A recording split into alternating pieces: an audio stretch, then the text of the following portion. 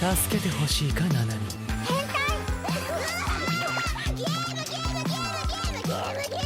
心を燃やせ。限界を超えろ。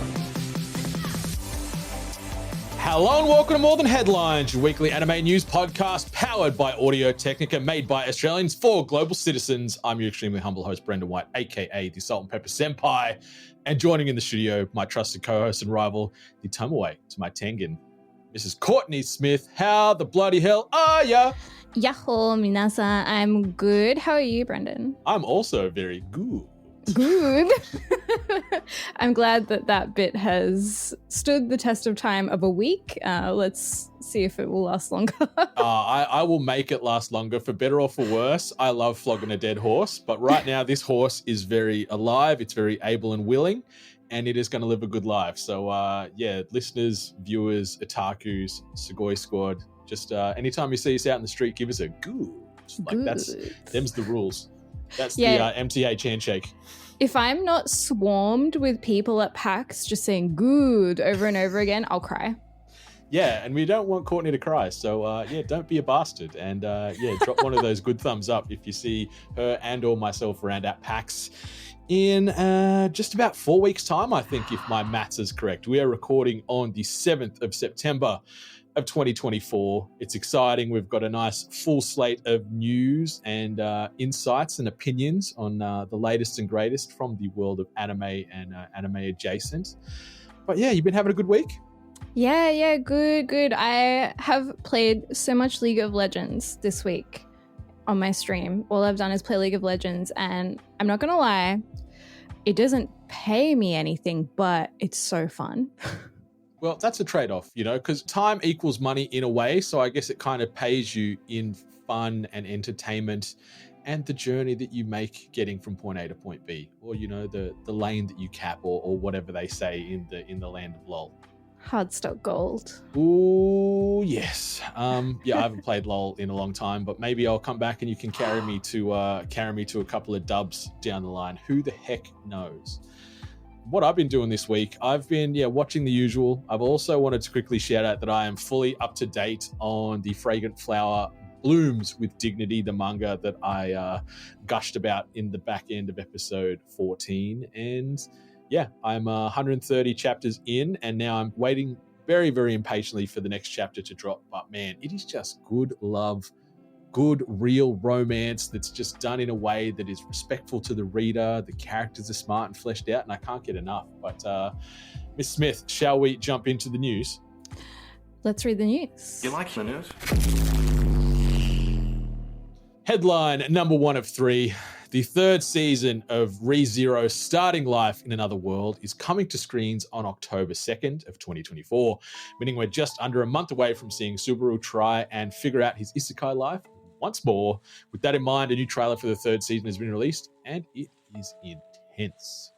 The trailer features vibrant and fast-paced battles, but the most interesting thing about the upcoming season is that it'll be split into 2 8-episode arcs.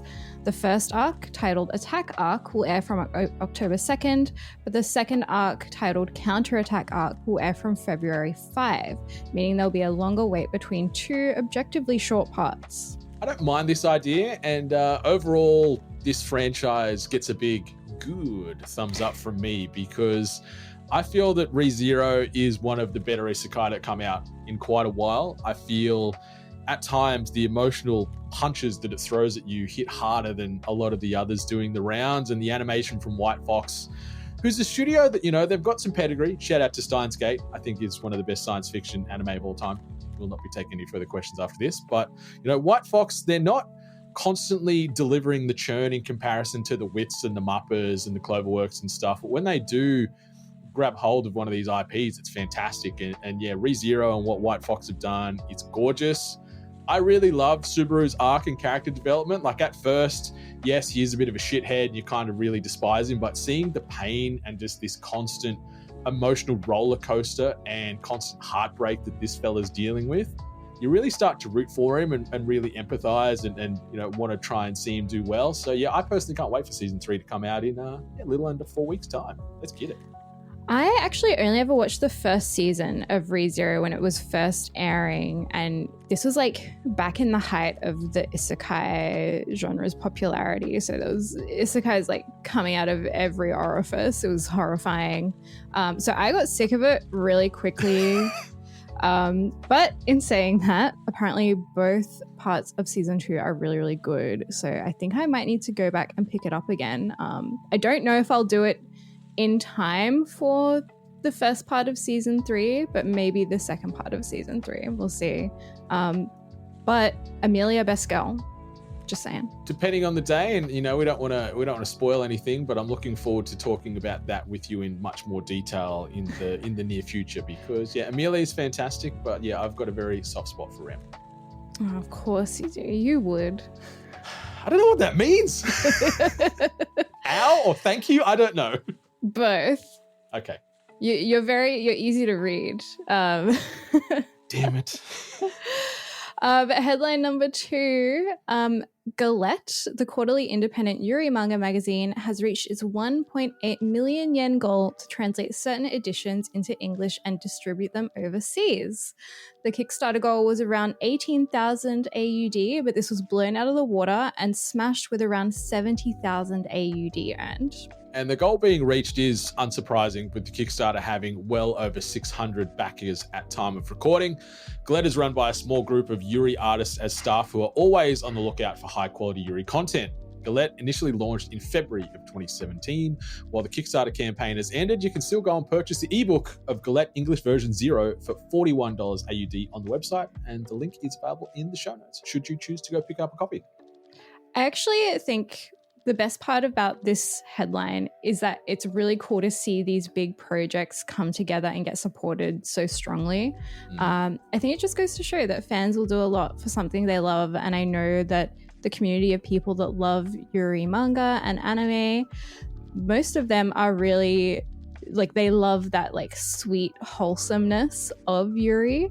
And so I'm unsurprised that the Kickstarter was fully funded and reached all of the stretch goals. I completely agree with you. And for those that aren't familiar with the Yuri genre, it is typically focused on same-sex female relationships. It is very wholesome. It is very sweet and very endearing. And it's awesome to see. I love when a community does come together for the greater good and throws their support behind excellent causes or just content that they can believe in, and helping Galette be consumed now by a broader global audience is only going to do, great things for not only the people at Galette, but those artists that they're working with around the globe as well. So we're going to get more eyes, more ears on this content, which will hopefully elevate all the great things they're doing. So big virtual high fives to everyone involved. And maybe we need to cop a copy, a collective copy on More Than Headlines. What do you reckon? Shall we jump in and contribute $41 to Galette and get ourselves a version of Galette English version 0? I would love to, actually. Let's do it. All right, let's do it. I'm clicking through right now. Galette, we're coming for you. We're coming for you. Wait, don't you say it. Oh. I'm cheering, Galette, I'm cheering for you. How's that? Is that better? Better, much better. All right, something else that's also much better. In some specifically Aussie news, Trapezium, a new anime idol movie, is coming to Australian theatres on September 26th, so a couple of weeks' time as of today. This is all thanks to Delico bringing the film to the region only days after Crunchyroll's US and Canadian cinematic release, which is on September the 18th. Trapezium follows Yu Azuma, a first-year student who embarks on a journey to form an idol group.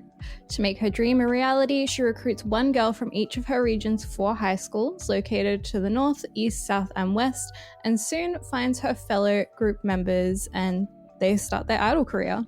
Good times indeed. Sugoi Squad, regardless of which way you lean, we are winning, because just like us, who will be heading to the cinema at the end of the month to check out this banger. Kurumi Tiger is my early favorite character for me from the trailer that I've checked out. She looks like a good fun gal. She looks like she's got some good energy. I don't know if that makes me very easy to read, as you passive aggressively took a shot at me earlier. I don't know if you saw her straight and go, yep, that's the one Brendan's going to back. But yeah, Kurumi Tiger is my favorite gal in Trapezium. See if it still stands that way once I'm done watching the film. But Kurumi Tiger. Have you got a favorite already so far?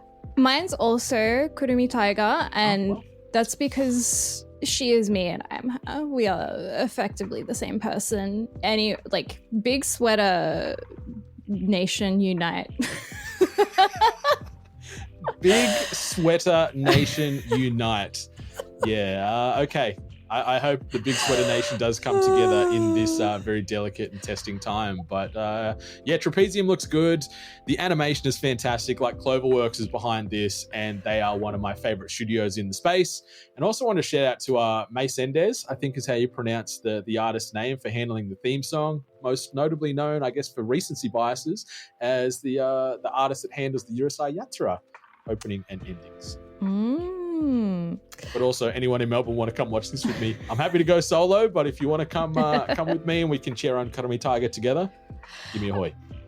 Yeah, Sydney too, because I'm definitely planning on giving this one a peek because it's so good and way less rare than it was to see Australia getting these releases now. Like, it used to be like we would get nothing. It was dry.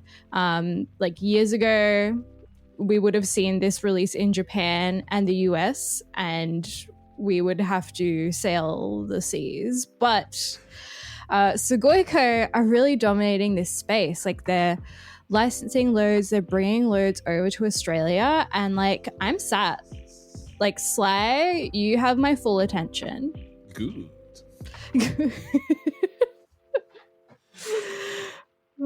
Yeah, so good. So good. I am very, very, well, not surprised, more so impressed, I think is the best word. Because, yeah, like you said, Sugoiko have really ascended the ranks the last 12 or so months. Like, they're doing fantastic things and picking up some licensing and distribution rights to many, many, many a heavy hitter in the anime space. So, yeah, onwards and upwards here. And, yeah, I'm looking forward to cheering on Karumi Tiger as she, wins the hearts of all her fans in the idol group that Yu Azuma is setting up. So let's go. Yeah, the idol group and the big, what did I say? The big sweater. The big sweater gang or something like that, wasn't it? Big sweater nation.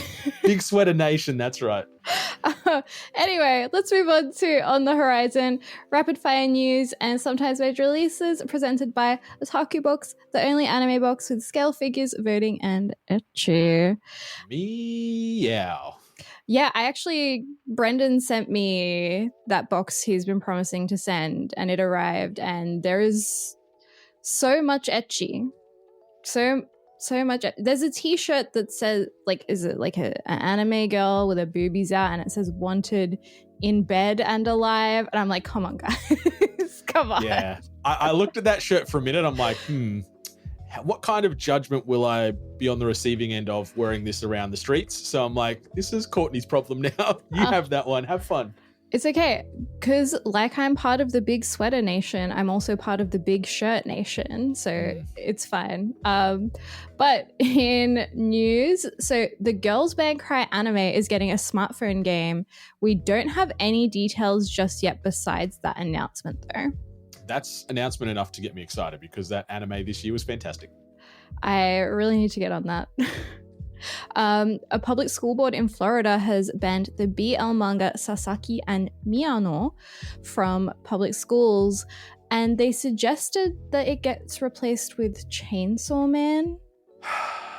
America, you are really, really dumb. For real.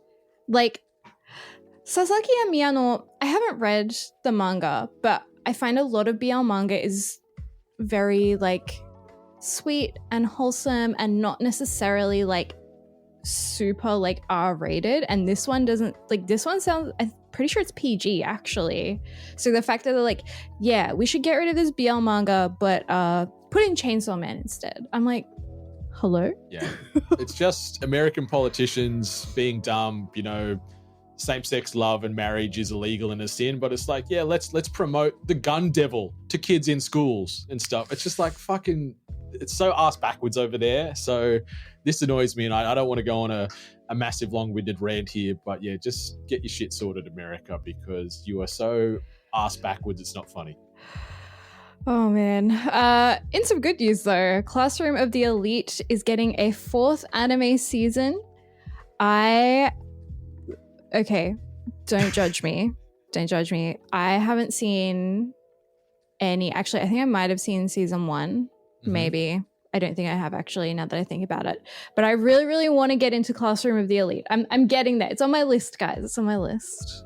Don't rush, in my opinion. It's so mid to me. Like, I like the concept, but it just gets very samey. And I'm working my way through season 3 at the moment, but I'm not in any hurry to like, I gotta watch it tonight. I gotta finish it. Like, it's just, I've got nothing else on, so I'll chew through another episode because it's just very much background anime for me, where the concept's cool, the animation's fine, but I just have a really hard time caring about this world and the characters, which makes me sad because, yeah, the world loves Classroom of the Elite, and sadly, I'm not part of the world apparently.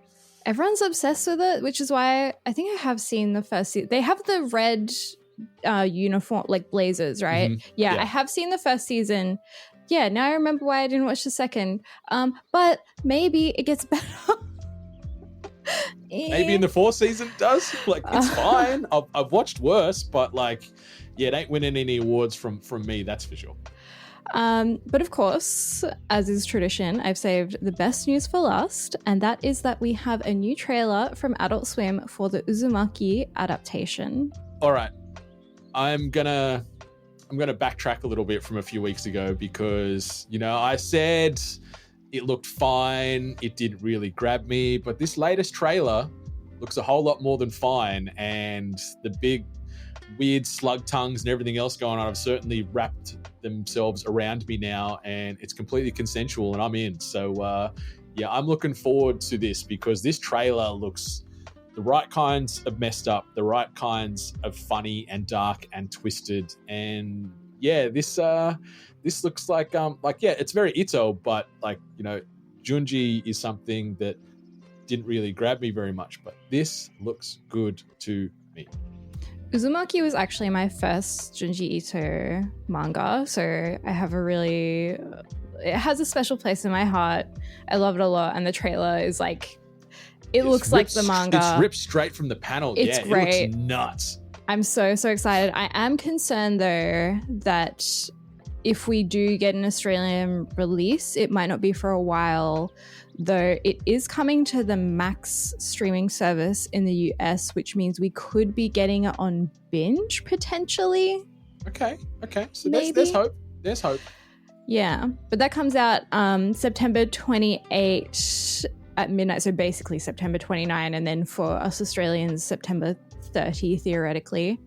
But I'm looking forward to it. I'm excited.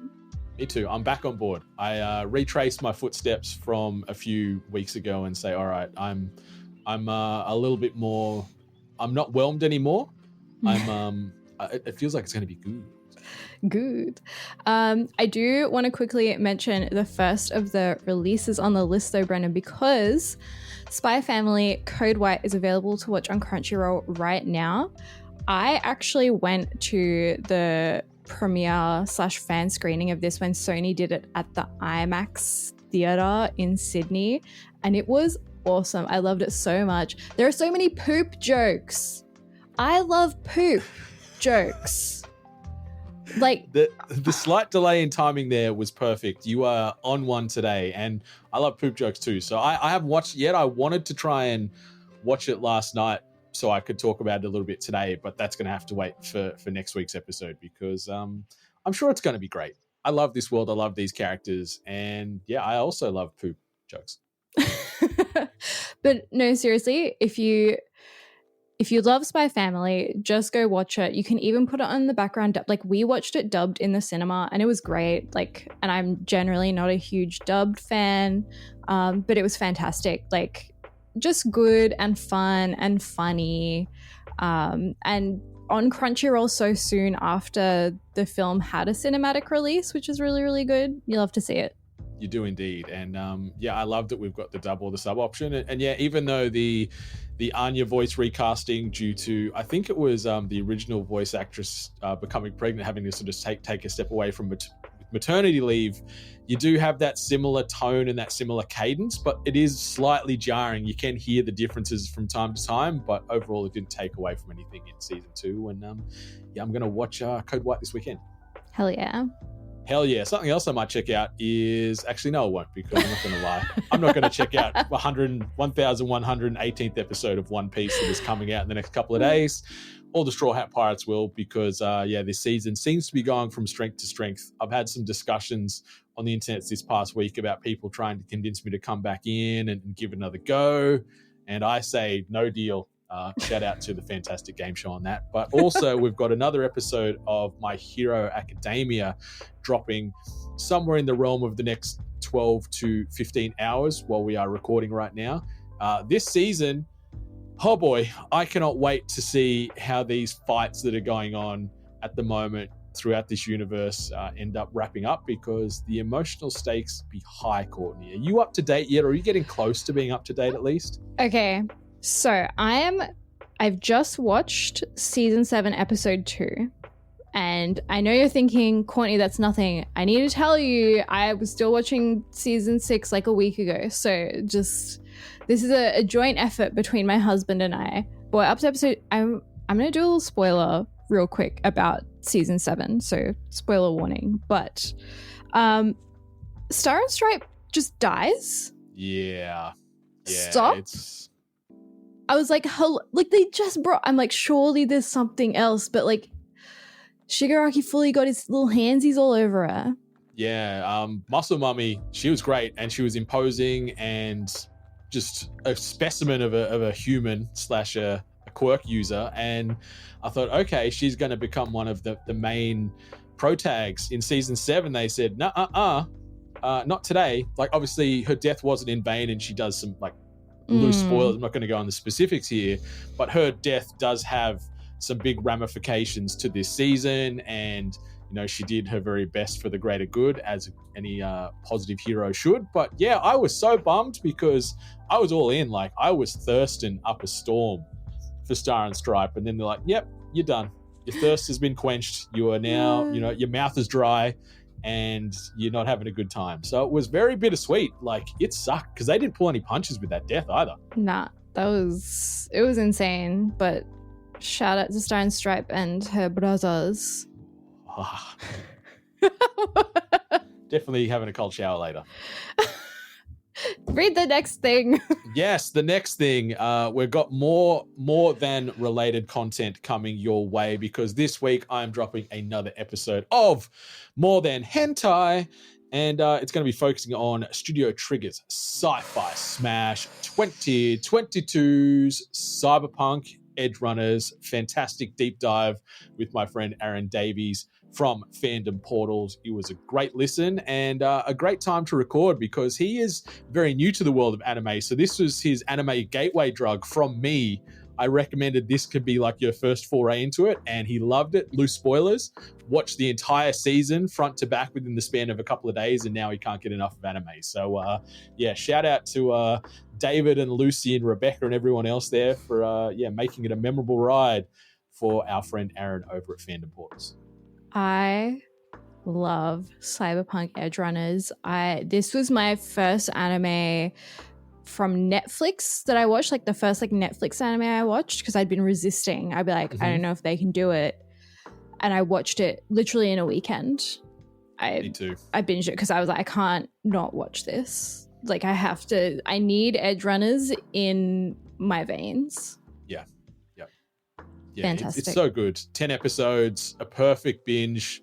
It is certainly not for the faint-hearted. There is death and heads getting crushed and boobies and sex and all kinds of that good naughty stuff everywhere. So maybe don't watch it with your kiddos, but it is compulsory viewing if you're an anime fan or if you're a science fiction fan, because it's so heckin' great.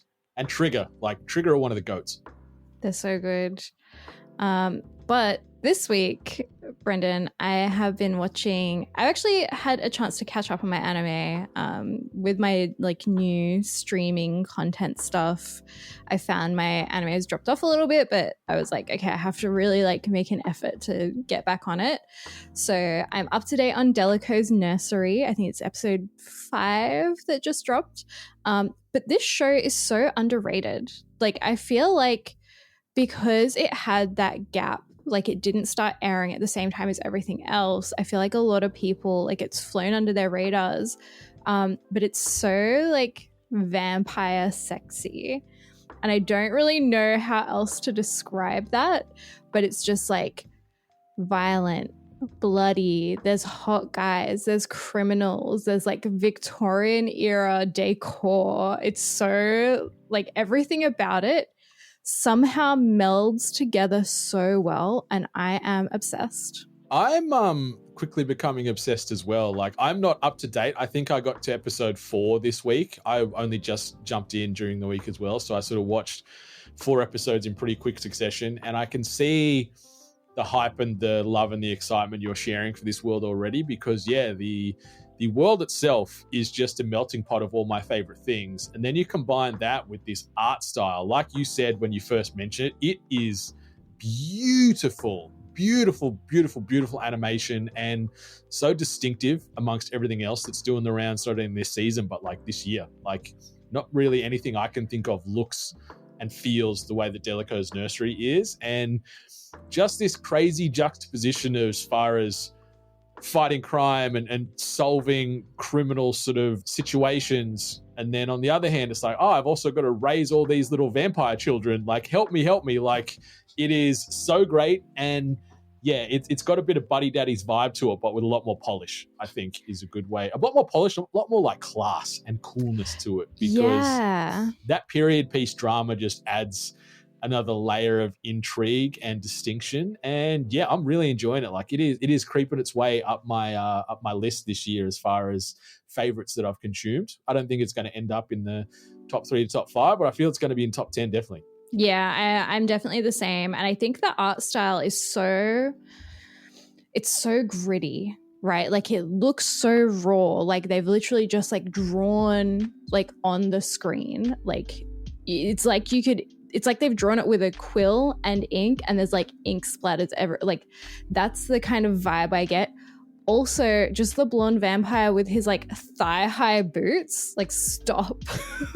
Yeah, they've got some swag. Like, these vamps have got swagger for days, and I still was cackling the entire time regarding the wants and needs to take down Trump. Yep. I think that still is just like the releasing of this. Like, I don't know if it's coincidental that it's tying in so nicely with the election, and if there is sort of some pseudo political commentary here, but it is fantastic. So maybe, Condoleezza needs to get in here. Kamala Harris, needs to get in here and, reference Delico's Nursery in one of the big debates coming up. Who knows? Surely, Kamala, surely you're an anime girly. I hope so. But I'm so caught up on Days with my stepsister, and not because I love it, but because I know I can put it on and not pay attention, because it's lost me again. It had a moment where I was actually really interested in the characters, and it was really introspective, like they were doing their diaries, and it was actually really thoughtful, and I enjoyed it, but it's stopped that now, and I'm bored again. I still need to go back. Like, I think I've watched 2 episodes so far of this season, and it was fine. But yeah, it didn't grab me the way I was hoping to, because I think it was one of the contenders when we sort of did the season's most anticipated. This was one we talked about. Maybe it was a bit of fool's gold, it feels like. But I will finish it. I will work through this season. But yeah, just there's some other things that are occupying me a little more than others. Yeah, this is my, like, I put it on when I want to watch anime, but I don't want to focus on it. Like, this is what I've been putting on, and like, I hate to say it, but that's what it deserves. That's what it deserves. It's harsh, but I'm saying it. Yeah. So Days with my stepsister. Yeah. Not good. Speaking of trashy anime, though, in a good way, Twilight Out of Focus is the BL anime that's about it's like a high school film club where they make movies, and it's got basically 4 different couples, and every like 3 episodes explores like how the couple got together, essentially. Mm-hmm. It's trashy, it's BL, it's smutty, it's NSFW, but I'm a Fujoshi and I'm proud. And you wear that badge on your big sweater with pride, Mr. Smith. You wear that with pride. I still haven't watched a lick of Twilight Out of Focus.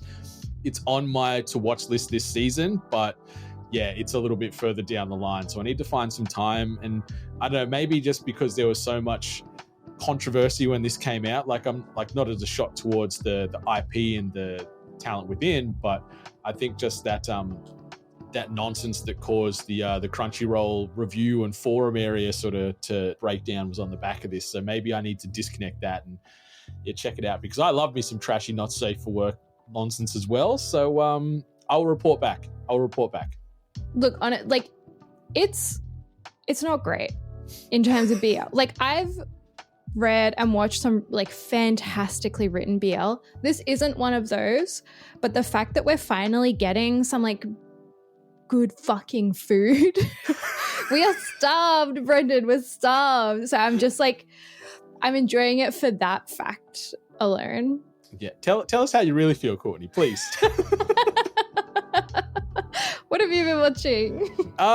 Yeah, I've been rummaging through the trash as well. I've finally jumped into Love is Indivisible by Twins. This was one that sort of came out this season as well. I'm up to episode 5 now. I've sort of been chewing through it the last couple of days. And we've got the love triangle here where, twin girls, next door neighbors to a boy named June, and the twin girls, Rumi and Naori, grow up thick as thieves, super close to June. And yet they both have feelings for him. Yet June has feelings for one and then dates one, and then they break up and dates the other. Like, it is just adjacent incest love triangle, quirkiness, weirdness, funniness, but also meta-ness, and also a lot of pop culture references, which I was thirsting over. Like, and it's not just like, they don't call it like Star Wars with a Z. Like, it is like mentioning IP, mentioning characters, mentioning things from these universes and stories and plot lines. Like, so that's a good hook for me, because we've got Rumi. She's the athlete archetype. She's the prim and proper girl that loves sport. And then Naori's sort of the pop culture. You wouldn't call her a delinquent because she's very smart, but she's rubs a lot of people the wrong way with her bluntness and her sort of uniqueness. So you've got the two different sisters, but then June sort of more leans towards Naori in that he's a bit of a pop culture boy himself, but has feelings more so for Rumi. So you're seeing it's like, what's going to happen? Who are they going to end up with in the end? There's some other ancillary characters you meet that have crushes on the sisters. Like, what's going to happen? So there's this constant whiplash that I'm dealing with in this anime where, yeah, he starts dating Rumi first, then she breaks up with him and tells him that he has to then go out with Naori because she's actually had the bigger crush on him her entire life, So then he's dating her, but then he's like, no, I have more feelings for Rumi. So it's all over. It is all over the shop. And my emotions can't handle too much more of this, because I'm like, just pick a lane, bro. Pick a lane and commit to it. They're both great girls, but I feel you're more suited to Naori, but who the hell knows where this story is going to take us. But yeah, the pop culture references and just the level of knowledge that not only the mangaka has, but the characters themselves have in these worlds about these IPs that they're referencing is really cool for me. Like, it's very much Leonardo DiCaprio on the couch, like pointing at the telly when this is happening, because I'm like, yes, I get it. It's so good. So it's very meta, and I'm here for it. Okay, I kind of love that. I saw this in the seasonal list. I was like, I am not touching that with a 10-foot pole. No, thank you. And after your mini review, I think I might touch it with a 10-foot pole, but not my bare hands. Some gloves with the pole, you reckon, to be safe? Yeah. I don't know about this one, but I'm glad you're going through it. Yeah, it's just easy watching. It's comfort food, like this stuff where there's some emotional payoffs, there's some love, there's some awkward first loves. I'm such a sucker for romance, as we say every other week on this podcast, but it's just easy and it's just familiar. And yeah, I like that there is this little spin on it. It does get frustrating at times. It feels like, I don't want to say it feels like the Wish version of the quintessential quintuplets, which is goated for me. It's one of my favorite of all time, but it's got some of those sort of vibes to it. And I mean that in a very respectful way to both franchises. But yeah, it's just an easy watch. The animation's clean, the voice work is clean, and yeah, you just throw all these little sprinklings of pop culture everywhere. And I'm like, all right, this is something that I will touch. Not even with a pole, like I'll touch it bare hands, clean skin, let's go.